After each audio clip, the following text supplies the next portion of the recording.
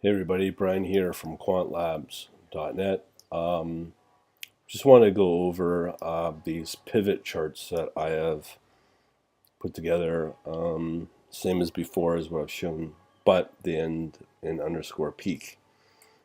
So just show you a couple of these. These are supposed to be pivot points, um, specifically on the peaks. So let me show you this one, Euro, British Pound.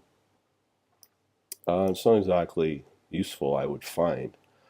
Um, You can see here it will get the peaks, it will get the occasional um, trough, but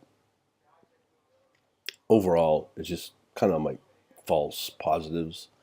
The only useful part's the number of peaks that you have within a chart generated by a script. Not sure, again, how useful this is. It took a lot of work to get to this point to find something that actually worked within Python, but I don't know. I've been hearing a lot of things about this and how it is misleading and wrong and not very useful. It's proven to me that it's not, because here you want it to start calculating those peaks and troughs properly as you move forward. Um, I don't see any difference between this and a trend line that I've shown before. So I want to put this out as a lesson learned and maybe doing it wrong, but I'll include this, but I'm not sure how useful this will be for certain people. All right, talk to you later.